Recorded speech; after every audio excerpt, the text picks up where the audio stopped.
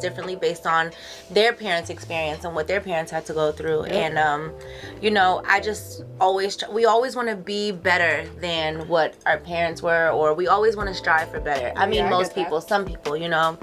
And my mom has said this to me before. She's like, you know, I raised the better version of myself, and I applaud her on that. But you know, at the same time, it's like I watched my mom struggle in certain ways. I watched her with ancient ass men to the point where I was ready to, we about to go beat his ass. Like, you know what I'm saying? Like, I've literally watched my mom go through certain things, so it made me think, all right, maybe what she's doing isn't the right way to go about things. Maybe I need to quiet down a little bit and not be as aggressive as my mom, because my mom didn't play that shit. You know what I'm saying? I was in the car with her when she was running. Let me just not tell your business, mom. But I was in the car with my mom when shit was going down. I was in the crib with my mom when shit was going down. So I saw certain things, and I'm just like, you know what? This is bad.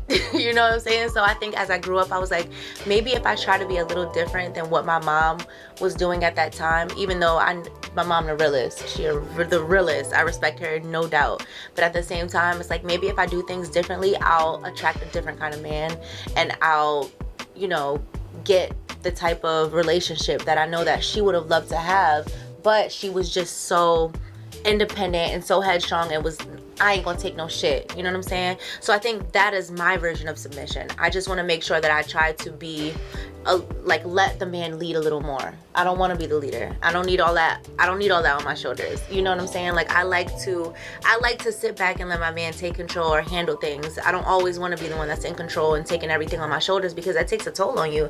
My mom had a lot on her shoulders. I never had my lights off. I always looked good. I always was fed. Everything was always well taken care of. But that shit is very stressful, to make sure everything is all together in your home by yourself. So can you be submissive to a guy who doesn't make a lot of money? I can be submissive to a guy that doesn't make a lot of money, yes. And I know I say a lot of hot girl shit sometimes. I'm aware of that, but I can be submissive to a man that doesn't make a lot of money. I just have to make sure that we have certain understandings. You know what I'm saying? I'm not saying that you have to make sure that I'm living in a mansion and I'm wearing Gucci, Louis, Prada all day, every day. I'm okay with making, like, as long as we can eat, as long as I'm comfortable. Back to this paper by Pauli Murray, this article by Pauli Murray, and why black women don't get married, or why Negro women refuse to marry, right? Okay. And the clip that you just saw was an absolute example of the shit that's been going on in the black community for centuries, okay? Not years, not decades, but centuries, okay? This is 1947, right? When she's writing this, okay?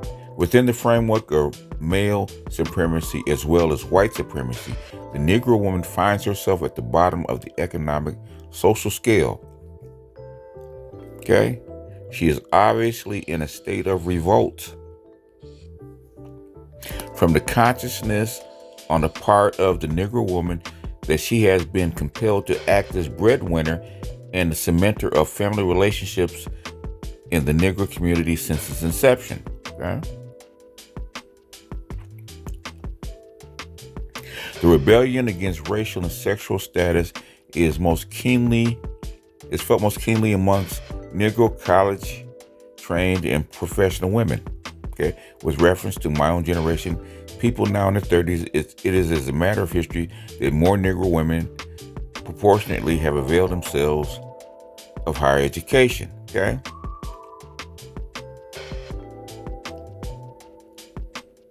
Skipping down.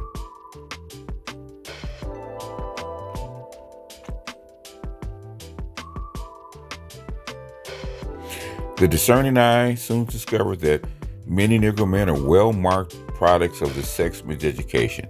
Charming individual exceptions appear here and there, but they are few. The Negro man who attempts to play the role of a dominant sex in a setting where the Negro woman has partially emancipated herself by dint of hard labor is face to face with emotional disaster. Particularly is this true in the case of the trained Negro woman who has become perhaps the most aggressive of the human species, okay?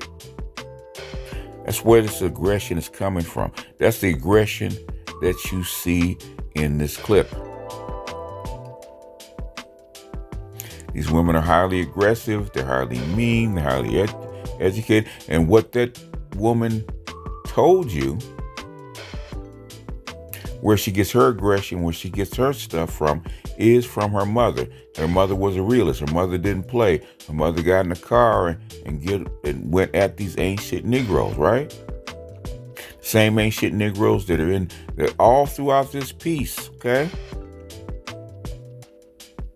This impending emotional disaster is born of contradictions in the life of the Negro male, okay?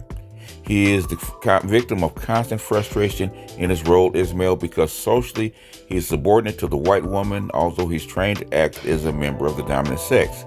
He is required to fit his human emotions into a racially determined pattern, which may have nothing to do with his desires. There is no earthly reason why a Negro man should not admire a clean, healthy sort of way of physical beauty, whether the bearer of the beauty be Nordic blonde or West Indian bronze, okay?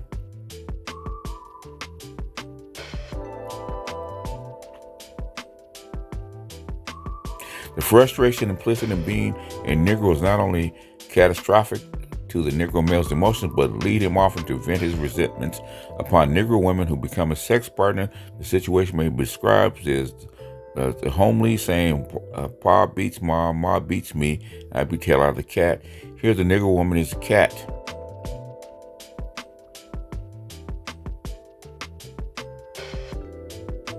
Negro females far outnumber Negro males, okay?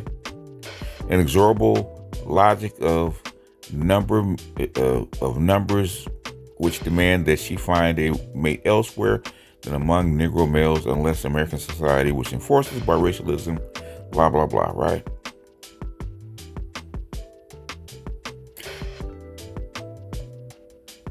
In other words, on the other hand, our racial stockades being what they are, Negro men who are in the market for Negro wives are not required to face an honest above-board competition from the white members of their sex. Few white men are either mature or courage enough to live through their emotional attraction to Negro women outside the red light districts. The Negro male, therefore, has no outside stimulus which operates to force him to improve his relationship with the Negro woman. But more damning, he stores up a huge resentment against his rival, the white man who slinks across the line after dark. Basically, you're blaming the white man, right? But this whole article is about how Negro men ain't shit, and that black women have a very poor choice, okay, socially and financially. And you hear that sentiment echoed in these pieces. It's a constant theme. Black men ain't shit. They're not reliable. My mother had to be hard because of these ancient Negroes. I won't submit. Is because you have to prove it to me. You have to prove that you're worthy of me to be here. Okay. And then you cry when men leave because we don't have any other choice but you. So you can't leave us, but you have to prove yourself to us and kiss your ass. Personally, I am so sick of this stuff, man. These patterns and this stuff keeps being repeated over and over and over again. Just on YouTube, man. Since 2007, okay? Since 2007, we're almost 20 years into this process. On YouTube alone. It's not going to get better because you cannot change patterns like this, okay? This pattern is old. This pattern is old. It keeps being repeated. The women can't change. It's not they don't want to change. They can't change. You just heard this little girl, I'm gonna call her little girl, is trying to repeat what her mother taught her. Her mother got in the car to go over and beat up men or fight men. Her mother fought men in her house. All the men in her life, including her father, were ain't shit Negroes. Start using Negroes instead of niggas, right? Ain't shit Negroes, okay? Ain't shit Negroes have been around for centuries, going back to 1850, for almost 200 years. White woman, the white man told you that your man or your black man ain't shit. Okay? These ain't shit Negroes will be with you always. There ain't enough of you. You don't work hard enough. You ain't earn enough money. You can't prove yourself. You'll always be less than the white man. Instead of them saying that and getting rid of that fake loyalty that black women express to us is fear. It's fear that if they say that they're not loyal and they don't want us, the black men will leave, and then they have to depend on the white man that really doesn't want them like that to take them. And they're afraid. We are their backup. We are their floor. Polly Murray says as much, okay? As much. Anyhow, we go ahead and click off of this and put this up. I keep coming back to this article because it shows you what they thought. And the thing is, Polly Murray is bold enough to tell you exactly what black women think. These educated black women that thought they were better than black men and wanted to hold black men to task, even the ones that were actually successful. Okay, they didn't respect them. They didn't respect them.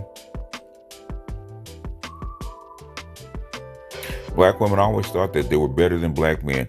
Black men in this society are always thought as defective white men. That's the way they think of us. Okay, and you're not gonna wipe this out. This is like 300 years of teaching. You're not gonna wipe that out. Okay, just can't sweep that up.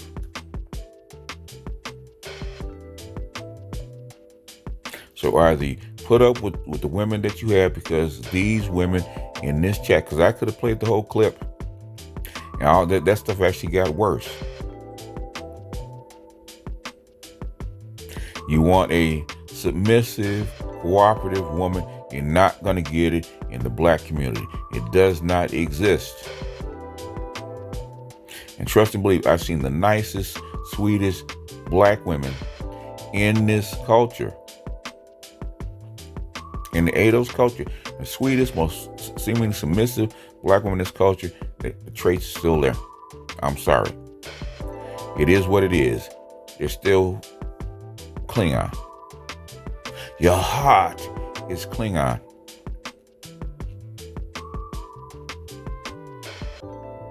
It's the order of things. You can't change them, okay? You can't go back and re-raise these women into something that they're not. And even the tethers that come over here pick up the same traits and treat you the exact same way. It's systemic. You're not going to beat the system. What they say in Las Vegas, nobody beats the house. Anyhow, that's all I got. Beat your side, and I'll see you guys on the next one. Peace.